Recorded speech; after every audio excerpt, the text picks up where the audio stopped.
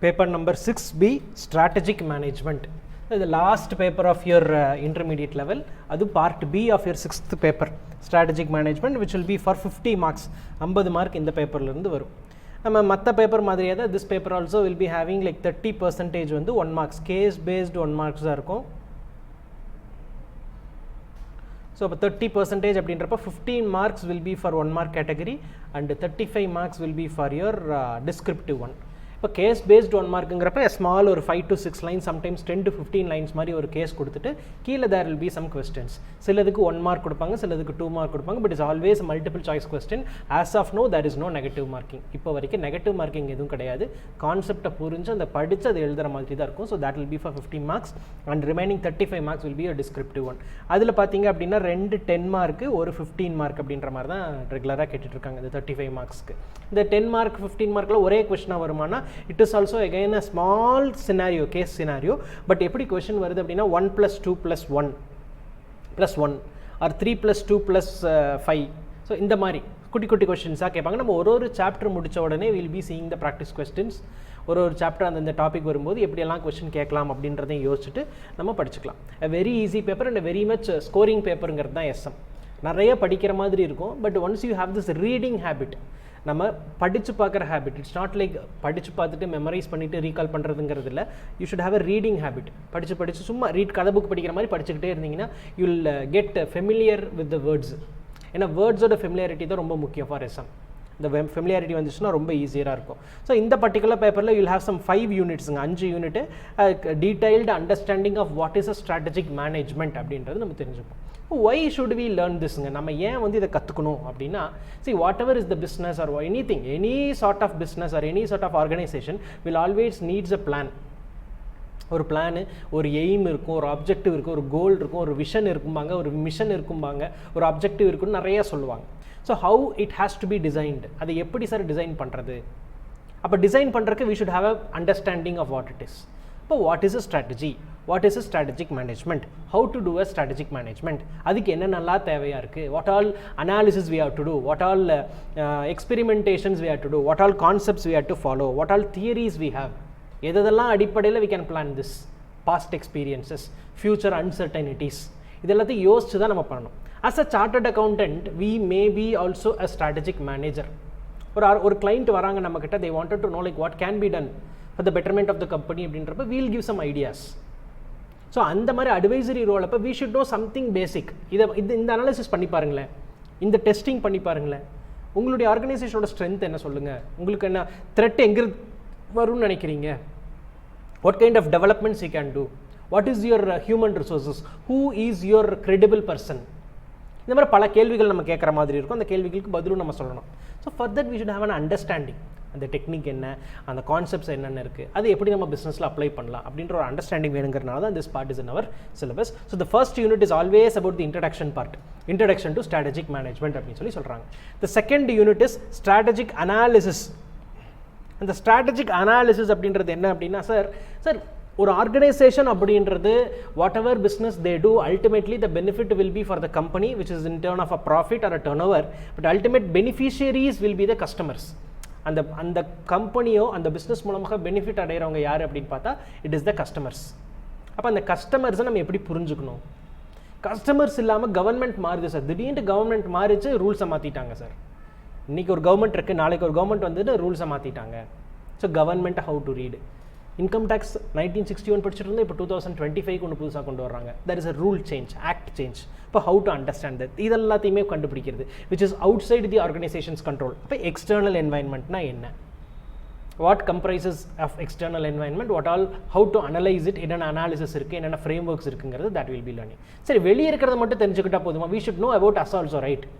கம்பெனியில் இருக்கிறவங்க யார், ஃபினான்ஸ் எவ்வளோ இருக்குது, என்னென்ன கஸ்டமர் சேனல்ஸ் நம்ம யூஸ் பண்ணிகிட்ருக்கோம், என்னென்ன பெனிஃபிட்ஸ் நம்மக்கிட்ட இருக்குது, என்னென்ன அட்வான்டேஜஸ் பொசிஷன்ஸ் நம்ம ஹோல்ட் பண்ணிகிட்ருக்கோம். We should have an understanding of internal environment. அது third chapter. And fourth chapter is choice chapter. அது என்ன சாய்ஸு? சரி, எப்போவுமே நம்மளுக்கு சாய்ஸ் இருக்கும் லைஃப்பில், இதுவா அதுவா, இல்லை இத்தனை இருக்குது, இதில் எது நம்மளுக்கு சூஸ் பண்ணலாம், which one suits us more. அந்த சாய்ஸ் ஆஸ்பெக்டில் இந்த படிப்போம். The last unit is after doing all these things, so strategy na enna therinjukittom, strategic management na enna therinjukittom, external environment analyze pannittom, internal environment analyze pannittom, then we are going to choose something, other strategic choice la we are finding out what exactly suits us, then ultimately we will go and implement it, put it in force. Upon the implementation and evaluation and control thing also will be linked in this 5th chapter. So ஒரு strategy யோசிக்கிறதுல இருந்து அதை implement பண்ணி அது எப்படி இருக்குங்கிறத பார்க்குற வரைக்கும் இந்த 5 யூனிட்ல will be learning. 5th unit will be like little detailed-ஆ இருக்கும், ரொம்ப lively-ஆ இருக்கிறது 5th unit. மற்றதெல்லாம் தியரிஸாக இருக்கும், பேசிக்ஸ் கொஞ்சம் கொஞ்சம் கதை மாதிரி பார்த்துக்கலாம். But 5th unit is like completely a practical one. ப்ராக்டிக்கலாக நம்ம லைஃப்பில் பார்க்குற மாதிரி தான் இந்த 5 சாப்டருமே நம்ம படிப்போம். Right, the classes will be for around 30 to 40 hours தான். 30 to 40 hours mostly we'll complete the syllabus. Approximately ஒரு 10 to 12 classes we'll complete the syllabus. So அது ஒன்று. இன்னொன்று, every time whenever a class is over na, before the next class you'll have a small test. இப்போ இன்றைக்கி I am supposedly completing the first chapter அப்படின்னா, before the next class you will have a small test on first chapter. That might be 1 mark, that might be descriptive. I may tell you, I may not tell you, but it is basic understanding that whoever whenever completes a chapter, before the next chapter you will have a test. அதுதான் இதோடைய concept. Okay, அது ரெகுலராக நடக்கும், சொல்லலையே கேட்கலையே அப்படிலாம் கிடையாது. ஒரு கிளாஸ் முடிஞ்சால் அன்னன்னைக்கு அதை படிக்க வேண்டியது அவர் ரெஸ்பான்சிபிலிட்டி. ஸோ அதை படித்து முடித்த உடனே இமீடியட்டாக டெஸ்ட் வில் ஹேப்பன். ரைட், அதை மனசில் என்றைக்குமே வச்சுக்கோங்க. Because as many practices you do, that much benefit you will be getting. Theory பேப்பரில் அதுதான் ரொம்ப முக்கியம். கான்செப்ட் ஈஸியாக புரிஞ்சாலும் எந்த அளவுக்கு நம்ம எழுதி ரைட்டிங் ப்ராக்டிஸ் இருக்கோ, that benefit will be always be getting. Right, so getting into the chapter strategic management. என்னென்னலாம் நம்ம இந்த சாப்டர் படித்து முடிச்ச உடனே will be learning அப்படின்னா, what is a strategy, what is strategic management process, அந்த ஸ்ட்ராட்டஜியில் என்னென்ன கோர் கான்செப்ட்ஸ் இருக்குது, லைக் ஸ்ட்ராட்டஜிக் இன்டென்ட் என்னென்னலாம் இருக்குது, what are the different levels in organizations அப்படின்ற பேசிக் அண்டர்ஸ்டாண்டிங் எல்லாமே நம்மளுக்கு வந்துடும். இந்த ஓவர்வியூ பார்த்திங்க அப்படின்னா, ஃபஸ்ட்டு நம்ம மீனிங் பார்ப்போம், அப்புறம் கான்செப்ட் பார்ப்போம், அப்புறம் ப்ராசஸ் பார்ப்போம், இன்டென்ட் பார்ப்போம், லெவல்ஸ் பார்ப்போம். Getting into the introductory part. Introductory partல என்ன சொல்கிறாங்க, எகைன் நம்ம ஏன் சார் இதை படிக்கிறோம், எதுக்காக சார் இதை படிக்கிறோம், நம்ம ஆல்ரெடி டிஸ்கஸ் பண்ணது தான் தேர் டெல்லிங். அல்டிமேட்டாக ஒரு ஆர்கனைசேஷனில் whoever wants to plan something, execute something, as a chartered accountant, as a company secretary, as an organizational owner or a supervisor or a manager, whoever it is, they should have an understanding, right? அப்போ அந்த understanding தான் இந்த சாப்டரில் நீங்கள் எடுத்துப்பீங்க. Why should we have a strategic management? What all comprises in the term strategic management? How to do that அப்படின்றதெல்லாம் தெரிஞ்சுப்போம். So getting into the part. இப்போ strategic management அப்படின்ற 2 வார்த்தை இருக்குது. இப்போ 2 வேறு வார்த்தை. இதில் நம்மளுக்கு ரொம்ப ஃபெமிலியரான வார்த்தை எது அப்படின்னா மேனேஜ்மெண்ட் அப்படின்றது. What according to us a மேனேஜ்மெண்ட்னு கேட்டால் என்ன சொல்லுவோம்? Very good. ஃபங்க்ஷன்ஸ் எப்படி பண்ணணும், வெரி குட். அப்புறம்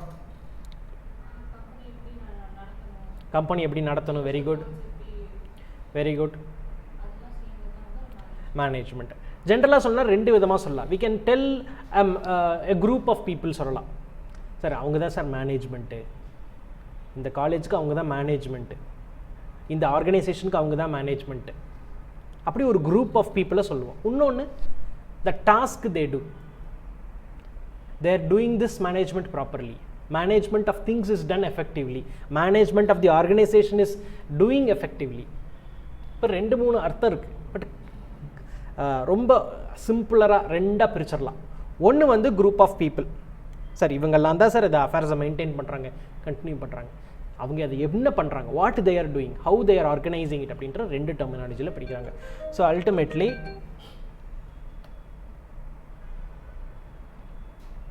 2 விதமாக பார்க்குறோம். First one is a key group in organisation in charge of its affairs. ஒரு கீ குரூப் இந்த ஆர்கனைசேஷனுங்க which manages the affairs of the company. Sir what purpose sir, what thing they are doing, what they are integrating, what kind of man power they have, what money they have, what material they have, what technology they have, இதெல்லாம் எப்படி manage பண்ணுறாங்க. So that is the common thing. ஒரு ஆர்கனைசேஷனில் ஜென்ரலாக என்ன பண்ண போகிறோம், யார் பண்ண போகிறோம், அதுதான் மேனேஜ்மெண்ட் அப்படின்றாங்க. Next is a 1 mark thing. An organization becomes a unified functioning system எப்போ, when management systematically mobilizes and utilizes the diverse resources efficiently and effectively. Sir நான் என்கிட்ட 10 கோடி ரூபா பணம் இருக்குது, 100 பேர் வேலை செய்கிறதுக்கு இருக்கான், but what is the purpose?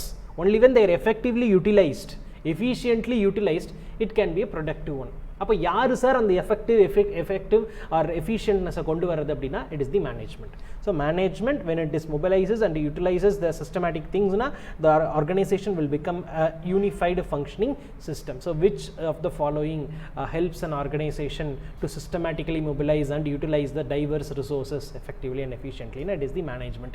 இங்கே நம்மளுக்கு ஈஸியாக புரியும், but after completing 5 units na we'll get a confusion.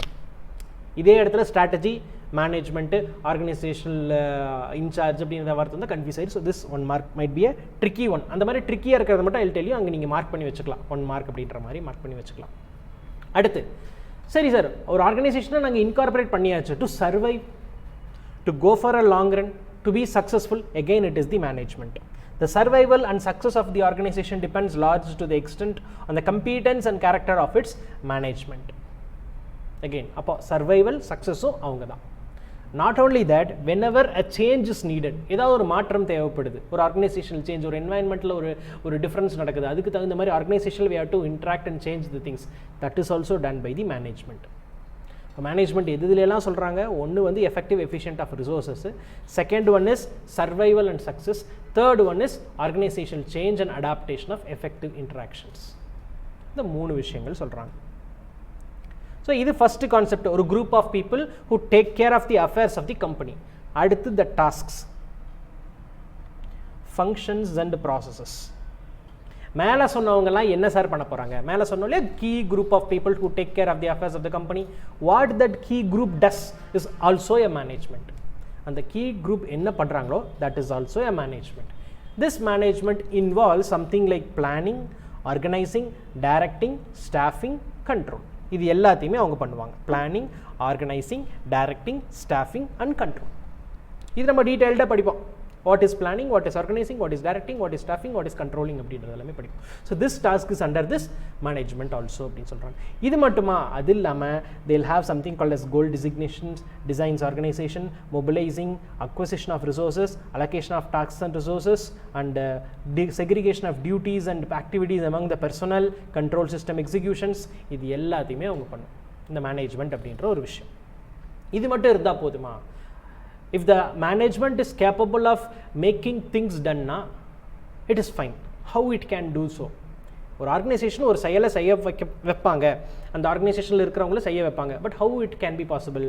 They should have something called as power, competence, knowledge and resources. அதுவும் இருக்கணும். இப்போ இன்ஃப்ளூயன்ஷியலாக இருக்காங்க sir. Sir I am influential over this group sir. How can I be influential? I should either be knowledgeable or competent or powerful or resourceful or either of these or all of these. ஏதோ ஒன்று கண்டிப்பாக இருந்திருக்கணும், இல்லை எல்லாமே இருந்திருக்கணும். So that is what this influential thing which management does. So management ஆட்டோமேட்டிக்காக இதையும் வச்சுருக்கணும். Now getting in to the concept of strategic management. இப்போ மேனேஜ்மெண்ட்னா இது. அப்போ ஸ்ட்ராட்டஜிக் மேனேஜ்மெண்ட் என்னங்கிற ஒரு சின்ன லைன் கொடுத்துருப்போம். Again will be learning what is strategy. அதுக்கப்புறம் மறுபடியும் ஸ்ட்ராட்டஜிக் மேனேஜ்மெண்ட் படிப்போம். இங்கே ஒரு லைன் கொடுத்துட்டாங்க, என்னது? Set of activities that firm managers undertake to put their firms in the best possible position to compete successfully in the marketplace. எந்தெந்த activities எல்லாம் எடுத்து அது ஒரு ஆர்கனைசேஷனில் கரெக்டான இடத்துல போட்டு அதை ஒர்க் பண்ண வச்சா so that ultimately the organisation is successful, மார்க்கெட்டில் சக்ஸஸ்ஃபுல் பொசிஷனில் வர்றாங்களா, அதுதான் ஸ்ட்ராட்டஜிக் மேனேஜ்மெண்ட். இந்த இடத்துல சொல்கிறது இது. Set of activities, managers put their firms in a best possible position so that the organisation is successful in the market. அடுத்து நிறைய ஆக்டிவிட்டீஸ் எல்லாம் இருக்குன்னு சொல்லுவாங்க. அது என்னங்கிறத later on also will be learning. Vision, mission designing இருக்கும், strategic analysis இருக்கும். Will develop the objectives by creating it, choosing it and implementing it and measuring and evaluating. இந்த ஸ்ட்ராட்டஜிக் கண்ட்ரோல் வரைக்கும் இந்த சாப்டர், இந்த 5 சாப்டர்ஸ் தான் இந்த 2 லைன்ஸில் கொடுத்துருக்காங்க. இதை படிக்க போகிறோம். ஸோ நவ் இப்போ இது வரைக்கும் வாட் இஸ் அ மேனேஜ்மெண்ட்னு பார்த்தோம். 2 கேட்டகரி சொல்லிட்டாங்க. ஒன்று வந்து கீ பர்சன்ஸு, இன்னொன்று வந்து what activities that key persons does அப்படின்னு பார்த்தாச்சு.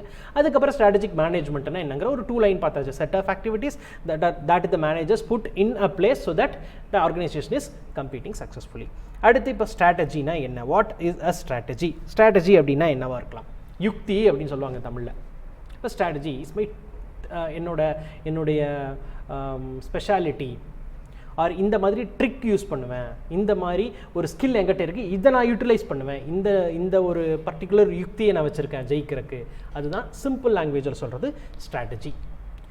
பட் பிஸ்னஸ் ஆஸ்பெக்டில் what they are telling, Strategy relates to the ways the business decides to respond to the dynamic and hostile external forces which while pursuing their vision, mission and ultimate objectives. Sir நான் இன்றைக்கி company ஆரம்பிக்கிறேன்னா 10 வருஷம் கழிச்சு நான் இந்த பொசிஷனில் இருக்கணும், 10 கோடி turn over எடுக்கணும், 10 கோடி ப்ராஃபிட் எடுக்கணுங்கிற என்னோட ஐடியாவில் நான் ஒர்க் பண்ணிட்டு இருப்பேன். அப்படி ஒர்க் பண்ணும்போது what ever changes happens, uncertainty happens, ஏதாவது திடீர் ஒரு சிக்கல் வருது, திடீர்னு ஒரு அன்சர்டனிட்டி வருது, திடீர்னு பணம் இல்லாமல் போகுது, திடீர்னு வேலை செய்கிறவன் வேலைக்கு வர மாட்டேங்கிறான், திடீர்னு வெளியே வந்து அந்த பிஸ்னஸே நீங்கள் பண்ணக்கூடாதுன்னு கவர்மெண்ட்டில் ரூல் வருது. What ever unforeseen circumstances, uncertain events happens, according to that thing how I respond to that. எப்பவுமே 2 சொல்லுவாங்க, ரெஸ்பாண்ட், ரியாக்ட். நம்ம இதையும் படிப்போம், ப்ரோஆக்டிவ் ரியாக்டிவ் அப்படின்லாம் படிப்போம். இந்த ப்ரோஆக்டிவ் ரியாக்டிவ்ங்கிறத விட இப்போ இந்த ரெஸ்பாண்ட் ரியாக்ட் அப்படின்றது என்னன்னா, respond is like will wait, understand it and reply back. ரியாக்ட்டுங்கிறது வீட்டில் திட்டும்போது திருப்பி நம்ம உடனே பேசுவோம், அது ரியாக்ஷன். ரெஸ்பாண்டுங்கிறது அமைதியாக கேட்டுக்கிறது, கேட்டுட்டு கரெக்டான டைம் வரும்போது ப்ராப்பராக ரிப்ளை பண்ணுறது, அது ரெஸ்பாண்ட். திங்க் பண்ணி பேசுறது, யோசிச்சு கரெக்டான விதத்தில் பேசுறது ரெஸ்பாண்ட், வாயில் வந்ததெல்லாம் பேசுறது react. So it is always responding to the dynamic and hostile external forces. எதுக்காக இந்த மாதிரி சின்ன சின்ன வார்த்தைகள் அப்பப்போ பார்ப்போம்னா, in your exam perspective you have to write only these words. This will increase your value of the answers. அதுக்காக தான் அந்த மாதிரி வேர்ட்ஸை யூஸ் பண்ணணும். அடுத்து இப்போ ஒரு ஆர்கனைசேஷனுக்கு எப்படி நம்ம ரெஸ்பாண்ட் பண்ண போகிறாங்க based on the uncertain events or dynamic events or hostile external forces, whatever it is, அவங்க ஆர்கனைசேஷன் ஒர்க் பண்ணும்போது எப்படிங்கிறது ஸ்ட்ராட்டஜின்னு சொல்லியாச்சு. அப்போ ஸ்ட்ராட்டஜி ஆட்டோமேட்டிக்காக என்னவாக இருக்கும்? What could be the strategy? The very incorporation of the idea of strategy into business organization is intended to unravel complexity, reduce uncertainty. 2 விஷயம் தான். Unravel, what could be unravel? It's nothing but removal. காம்ப்ளெக்சிட்டிஸ்ன்னு சொல்லுவாங்க, நிறைய சிக்கலாக இருக்குது sir, புரியவே மாட்டேங்குது. ஒரு நாளைக்கு 100 பேர் வந்து பொருள் வாங்குறான், இன்னொரு நாளைக்கு 100 பேர் வர மாட்டேங்கிறான், 10 பேர் தான் வரான். ஏன் அப்படி? என்ன, வாட் இஸ் த டிஃப்ரென்ஸ்? ஒருத்தர் ஒரு ரீசன் சொல்லுவோம். இட் இஸ் காம்ப்ளெக்ஸ், நிறைய விஷயங்கள், it's not easy to understand. அப்போ அந்த காம்ப்ளெக்சிட்டியை ரிமூவ் பண்ணுறது மட்டும் இல்லாமல் அன்சர்டனிட்டியை ரிமூவ் பண்ண முடியாது, we can only reduce it. So அந்த 2 விஷயத்துக்காக தான் இந்த ஸ்ட்ராட்டஜி அப்படின்றது இருக்கும். So ultimately how a goal can be achieved, how a vision can be reached, how a mission can be accomplished, அதுதான் strategy. Strategy seeks to relate to the goals of the organization to the means of achieving them. எப்படி அதை achieve பண்ண போகிறோம், how to achieve the goal, that is the strategy. Again it is a game plan. இதெல்லாம் 1 மார்க்ல கேட்கலாம், ஒரு keywords ஏதாவது கேட்குற மாதிரி இருந்தால் கேட்கலாம். Strategic is the game plan, அது ஒரு keyword. Associated with unified design and action for achieving major goals, gaining command over the situation with long-run perspective and securing a critically advantageous positions in corporate implications for corporate functionings are obvious. Advantageous position அப்படின்னா sir எவன் என்ன பண்ணாலும் I am not bothered, it doesn't affect me. நல்ல மார்க்கெட்டில் if an organization has come to that level, because of the small changes I am least bothered. யார் வந்தாலும் வரலைனாலும் என் company நடக்கும். I have people for them. கவர்மெண்ட்டில் என்ன rules and regulations மாத்திரம் I am ready to accept it. So அதெல்லாம் தான் advantageous பொசிஷன்னு சொல்லுவாங்க. So that can be achieved if you have a proper strategy. Long range blueprint. Long range blueprint. ப்ளூ பிரிண்ட்னா என்ன சொல்லுவோம்? This is what the base is, idea is. இதை வச்சு தான் நம்ம கம்ப்ளீட் ஸ்ட்ரக்சரை டிசைன் பண்ண போகிறோம். அது ஒரு லாங் ரேஞ்சுக்கு இருந்தால் அதுதான் strategy. It might be for 10 years 15 years. But இந்த 10 years 15 yearsக்கு ஸ்ட்ராட்டஜி ஒரு தடவை டிசைன் பண்ணால் மாற்றவே முடியாதா? No, strategy is always a continuous one. இன்றைக்கி நம்ம டிசைட் பண்ணுவோம், அடுத்து ஒர்க் பண்ணுவோம், அது ஏதாவது சின்னது வந்து again will change it. So it is a continuous ப்ராசஸ்ங்கிறது நம்ம பார்ப்போம். ரைட், இட்ஸ் அ ப்ளூ பிரிண்ட்னு சொல்கிறாங்க. இப்போ 2 பேர் சொல்லியிருக்காங்க. இப்போ நம்ம ஓவராலாக இவ்வளோ தூரம் நம்ம ஸ்ட்ராட்டஜி பார்த்துருக்கோம். 2 people have told us some common simple thing. The common thread among the organization's activities and product markets that define the essential nature of the business that the organization has or plan to be in future. எதுக்காக sir நான் ஃபியூச்சரில் இருக்க போகிறேன், what I'm going to do, that is the ஸ்ட்ராட்டஜின்னு Igor H Ansoff சொல்கிறார்.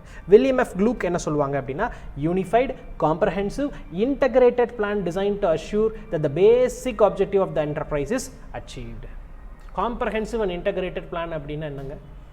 Including every one, which will have an impact, which will have a contribution of all the departments, all the personals in the organization.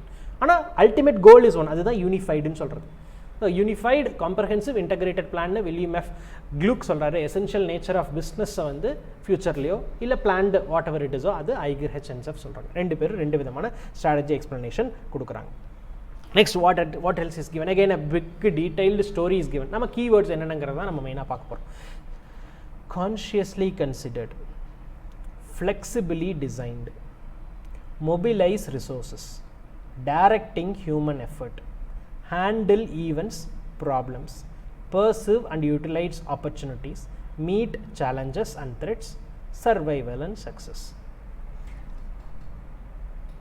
Sir, நான் வந்து survival பண்ணணும். என்ன மாற்றம் whatever is the uncertainty, whatever is the change, I have to survive and ultimately be successful. For that, what I have to do? First thing is I should consider it properly. Possibilities in future has to be taken into considerations. நம்ம யாருமே நினைக்கல pandemic வரும், covid வரும், but there should be a possibility like what if happens something like this அப்படின்ற ஒரு plan பண்ணவன் ஜெயிச்சிட்டான். That thing should be there, consciously considered, flexibly designed. It should not be rigid one னு சொல்லுவோம். What is this rigid one? We cannot alter it, we cannot change it ங்கிறது rigid. So flexible designing should be there. Whatever is the design, we need resources for it. Ultimately we have to push the human effort to do that. Whatever events, whatever uncertainties, whatever problems comes, we have to take it and we have to utilize the opportunities, meet the challenges and threats. Ultimately survival success வந்துரும். அதான் அந்த story மாதிரி. யோசிக்கிறோம், design பண்ணுறோம், resources எடுக்கிறோம், human effort போடுறோம், events வரும், problems வரும், ஆப்பர்ச்சுனிட்டி வரும், சேலஞ்ச் வரும், த்ரெட் வரும், எல்லாத்தையும் சரி கட்டுறோம். Ultimately survival and success will be there. Right. அடுத்து fill in the need of the organizations. Whatever is the need of the organization, whatever is the strategy, whatever is the link, whatever is the future goal, அதை வந்து achieve பண்ணுற மாதிரி இருக்கிறது. அது இல்லாமல் goals இருக்கும், objectives இருக்கும், இதெல்லாமே வேறு வேறு குட்டி குட்டி terms will be learning little later. But இதெல்லாமே லிங்க்டு இந்த ஸ்ட்ராட்டஜி கான்செப்ட். இதுக்காகவும் நம்ம ஸ்ட்ராட்டஜி டிசைன் பண்ணுவோம். அப்போ ஜென்ரலாக இவ்வளோ நம்ம வந்து ஒரு ஆர்கனைசேஷனில் ஒரு ஸ்ட்ராட்டஜி டிசைன் பண்ணணும், ultimate success, survival, accepting threats, accepting like recognising the opportunities எல்லாமே ஒர்க் பண்ணுறோங்கிறோம். அப்போ ஆர்கனைசேஷனில் how the strategy will be designed அப்படின்னா கார்ப்பரேட் லெவலில், டிவிஷனல் லெவலில், ஃபங்க்ஷனல் லெவலில் will be designing the strategies. 3 விதமாக பிரிக்கிறாங்க: corporate, divisional, functional. Corporate is the top level, divisional is the next level, function is the basic level. இதையும் டீட்டெயிலாக last part of this chapter will be learning what is corporate, what is divisional, what is ஃபங்க்ஷனுங்கிறது நம்ம படிப்போம். So there are 3 levels in the organization. அந்த level பார்த்தீங்க அப்படின்னா corporate strategies வந்து top managers design பண்ணுவாங்க.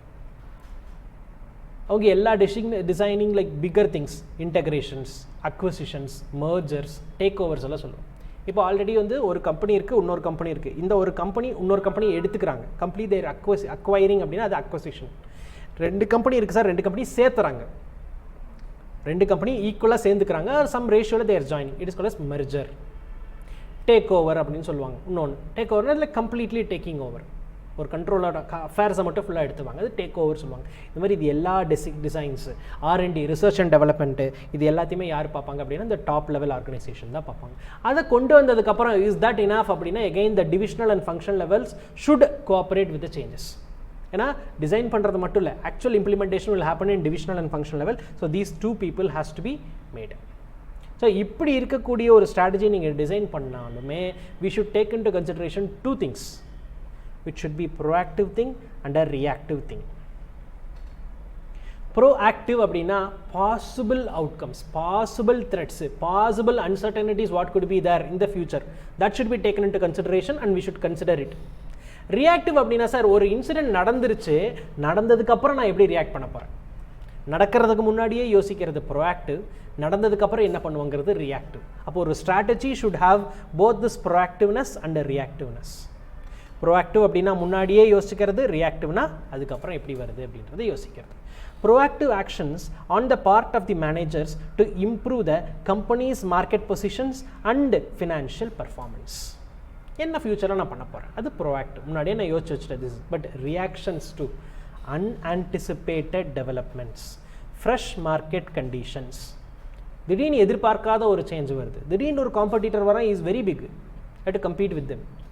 Market conditions are changing. திடீர்னு நம்ம ப்ராடக்ட் தான் முக்கியம்னு இருந்தால் திடீர்னு அந்த ப்ராடக்ட் வேண்டாம், இன்னொரு ப்ராடக்ட் தேர் கெட்டிங் சப்ஸ்டிடியூட்டாக எதாவது கிடைக்குது, இல்லை ஆல்டர்னேட்டிவ்ஸாக they're going over that. It's a fresh market condition. இது எல்லாத்துக்குமே ரியாக்டிவாக இருக்கணும். Because we may not be aware like what will happen in the future. அப்போ அந்த ஃபியூச்சரில் நடக்கிற ஒரு அன்ஆன்டிசிபேட்டட் டெவலப்மெண்ட் இல்லை ஃப்ரெஷ் மார்க்கெட் கண்டிஷன்ஸ்க்கு how we are going to ரியாக்ட்ங்கிற 2 விதத்தையும் கன்சிடர் பண்ணி தான் we have to go for a strategy.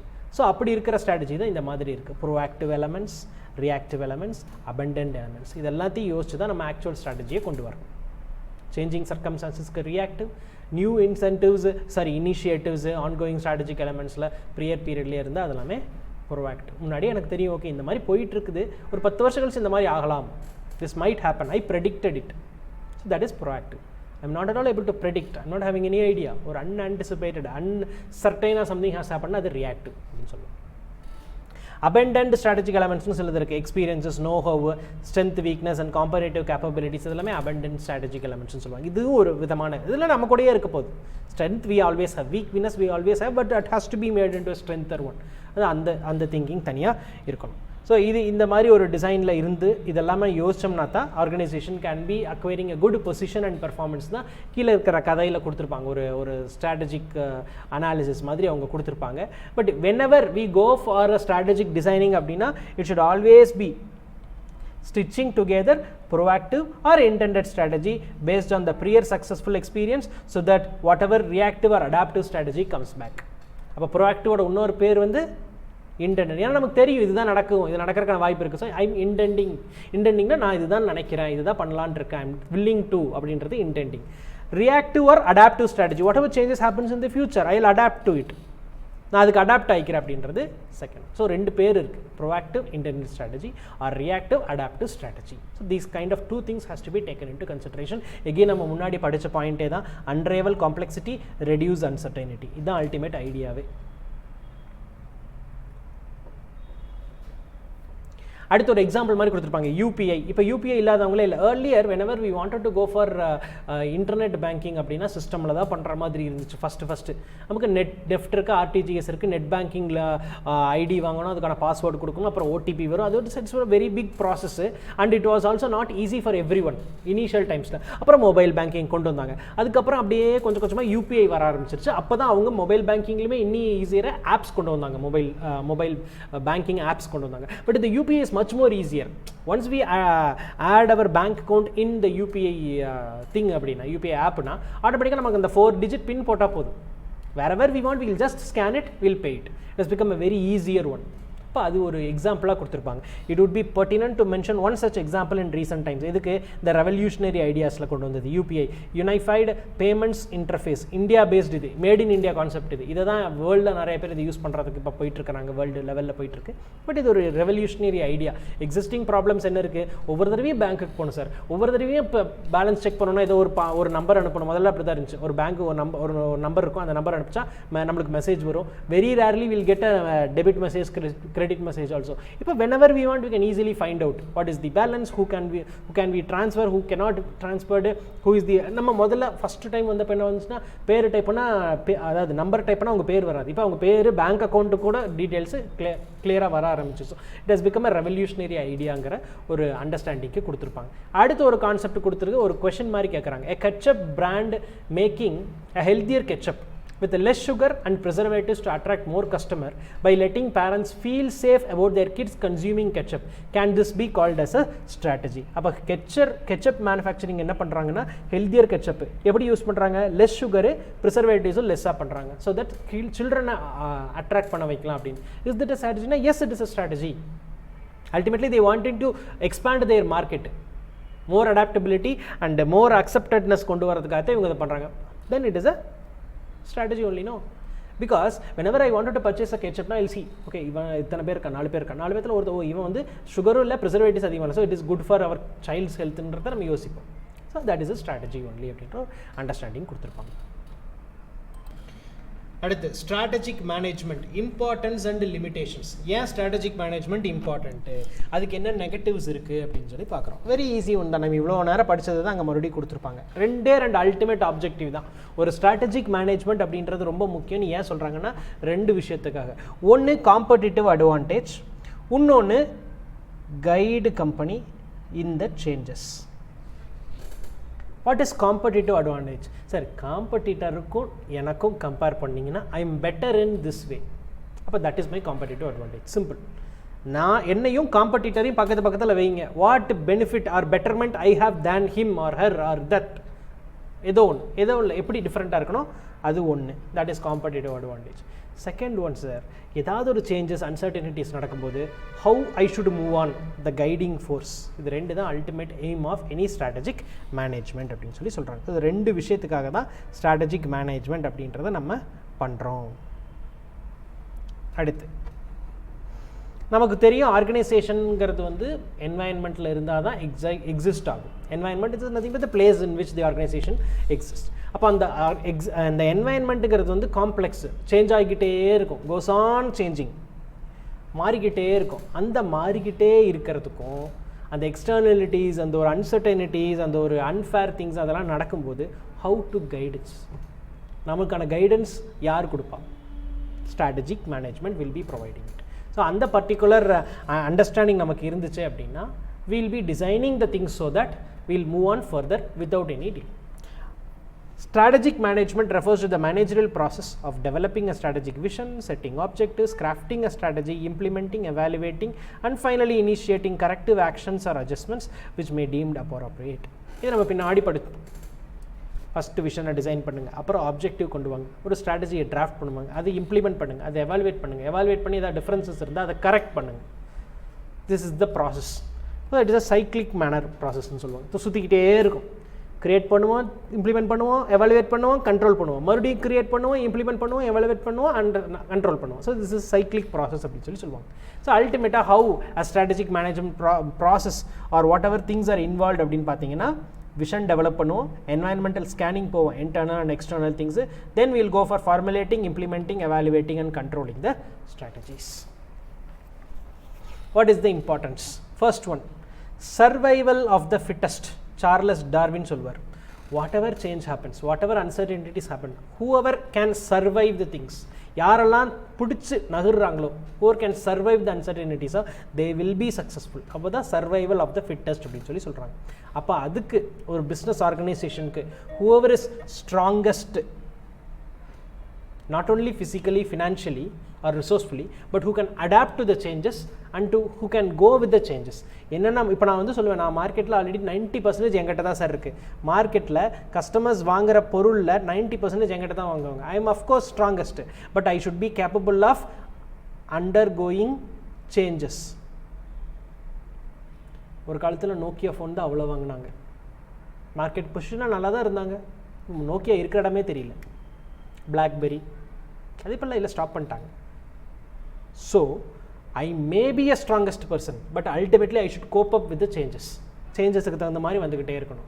Nokia அது குட்டி ஃபோன் கீழே போட்டால் உடையாது. ஆமாம், ஸ்னேக் கேம் இருக்கும், சூப்பராக இருக்குது, எல்லாம் இருக்குது. பட் இப்போது டச் பேனல் வந்துச்சு, டச் பேனல் ஆண்ட்ராய்டு சீரீஸ் வந்துச்சு, அதில் பெண்டு ஃபோல்டபுள் ஃபோன்ஸ் வந்துச்சு, நிறைய அப்டேட்ஸ் வந்துக்கிட்டே இருந்துச்சு. எஸ் பென்னோட வந்துச்சு Samsung.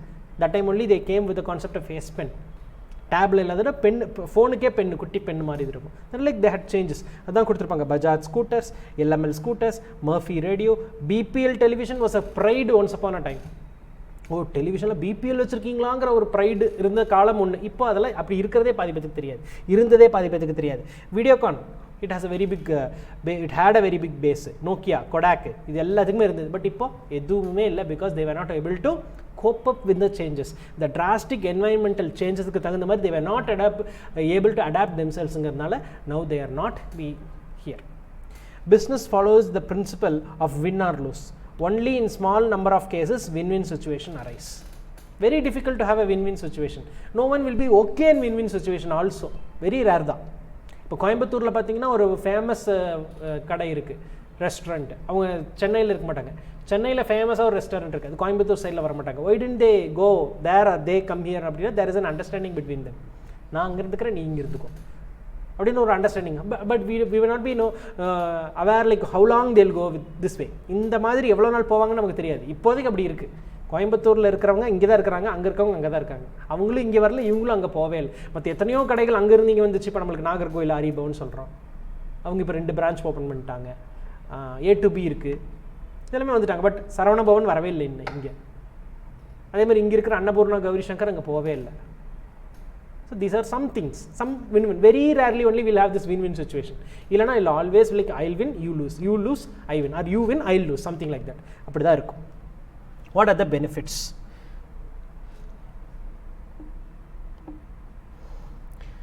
gives directions to the company. First one, helps organization to be proactive instead of reactive. Provides framework for all major decisions of an organization. Prepare the organization to face the future and act as a pathfinder. serving as a corporate defense mechanism. Longevity, enhances the longevity of the business, helps the organization develop certain core competencies and competitive advantages. இதெல்லாம் என்னென்னங்கிறத ஒவ்வொன்றும் நம்ம பார்ப்போம்.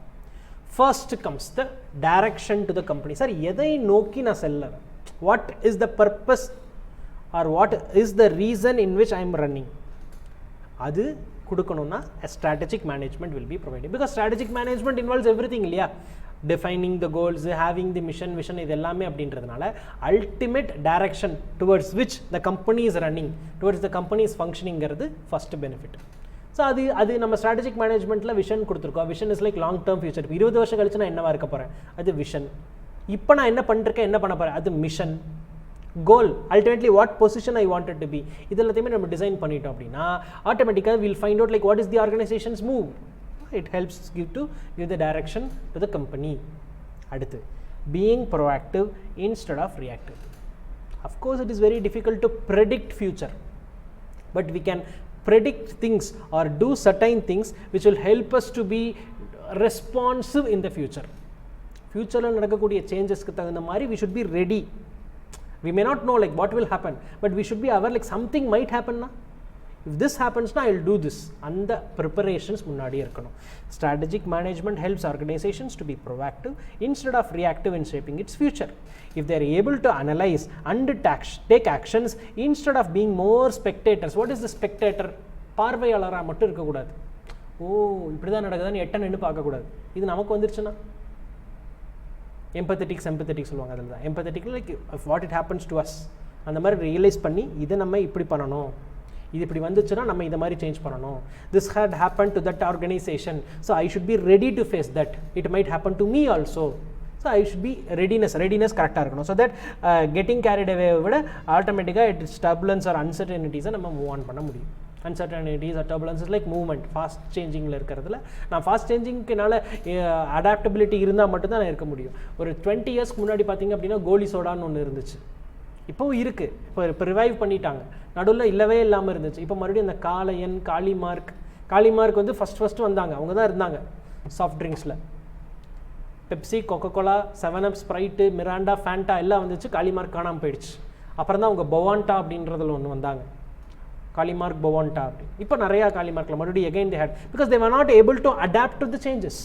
இப்போ கண்ணாடி பாட்டிலில் தான் வரும், அதை எப்படி ஹேண்டில் பண்ணுறது, அது மிஸ்யூஸ் ஆகிடுச்சுன்னா என்ன பண்ணுறது, எல்லா இடத்துலையும் கிடைக்காம இருந்துச்சு. இது கம்மி விலையில் கிடச்சிது, அப்போ நிறையாவும் கிடச்சிது, ஃப்ளேவர்ஸ் கொடுத்தாங்க. பெப்சி, மிராண்டா, ஃபேண்டா, எத்தனை வந்துச்சு, ஸ்லைஸ் வந்துச்சு, மாசா வந்துச்சு. லைக் பெப்சி, இன்னொரு சைடு கொக்கோகோலா, ரெண்டு பேரும் ஒரு சிமிலர் இதில் கொண்டு வந்தாங்க. But they were able to cope up with the changes, they made the changes. But the one who are already present was not able to cope up with the சேஞ்சஸ்ங்கிறனால it was a difficult. Then again they came back, அது வேற கதை. பட் திரும்பி வந்தாங்க. So ஆட்டோமேட்டிக்காக we should be able to cope up with the uncertainties. அதே மாதிரி சார் என்னென்ன டெசிஷன்ஸ் எடுக்கலாம், on what business decisions, product decisions, market decisions, manufacturing facility decisions, investment decisions, structural changes decisions, இது எல்லாத்தையுமே நான் யோசிக்கணும். For that I should have a framework. அப்போ ஒரு framework டிசைன் பண்ணுறதுக்கும் strategic management helps. அடுத்து ஃபியூச்சரை இப்படி இருக்கலாம், அந்த ஃபியூச்சருக்கு போகிற வழி, preparing the organization to face the future and also to act as a pathfinder. Pathfinderனா என்னென்ன வழிகள், where all opportunities there, because only when we have a pathfinding capability an organization or a business can be successful. ஒரு business man அப்படின்றவன் எங்கெங்கெல்லாம் வாய்ப்பு இருக்குதுங்கிறத கண்டுபிடிக்க தெரிஞ்சால் மட்டும்தான் successful. நான் ஒரு மார்க்கெட்டை பிடிச்சிட்டு அதில் உட்காந்துக்குவேன் அப்படின்னா அவ்வளோதான், முடிஞ்சு போச்சு. But I should find out ways in which I can be successful. அந்த தேடுறதுக்கு அந்த பாத் ஃபைண்டிங் கேப்பபிலிட்டி இருக்கணும். That also is helpful by strategic management. Strategic management also helps us to find out that. அடுத்து corporate defense mechanisms. அது என்ன corporate defense mechanisms? Sir ஏதாவது ஒரு mistake நடக்கலாம், it happens. ஏதாவது pitfalls, தடிக்கி விழுகலாம், ஏதாவது ஒரு சின்ன சின்ன எரர்ஸ் நடக்கலாம். அப்போ அந்த எரரில் இருந்து how to defend ourselves, defensive mechanism சொல்லுவாங்க. எப்படி நம்மளை பாதுகாக்கிறது, strategic management will help. So it will tell you like if this happens, past experience இருக்கலாம், இல்லை காம்படிட்டிவ் எக்ஸ்பீரியன்ஸாக இருக்கலாம், if this happens this should be the way, இதை நீங்கள் இப்படி சரி பண்ணலாம் அப்படின்ற கார்பரேட் டிஃபென்ஸ் மெக்கானிசம்ஸ்க்கு it will help. Longevity of the business, long ரனில் surviving things will happen. If an organization can survive in long run, it will be always easy to have a stability in income and growth. Survivability in a long run survival அது ரொம்ப difficult. ஒரு வருஷம் 2 வருஷம் இருப்பான், அதுக்கப்புறம் காணாமல் போயிடுவாங்க. நிறைய பிஸ்னஸ் அப்படி தான் இருக்கும். நல்லா கவனிச்சு பார்த்தீங்கன்னா இங்கே தானே இருந்துச்சு, டெய்லி கூட்டமாக இருந்து திடீர்னு நாளை காணோம். சரி இருந்துச்சு, but ultimately it's not happening அப்படின்ற மாதிரி இருக்கும். So surviving or longevity of the business, long ரனில் சர்வைவல்ங்கிறது again strategic management will help. இதெல்லாம் எப்படி ஹெல்ப் பண்ணணும், ஒரு கான்செப்ட் பின்னாடி நம்ம படிக்க will be able to learn, and it will help us to develop a core competency and competitive advantage. என்ன இது betterment, how we can be different from our competitors, that can also be designed by this strategic management.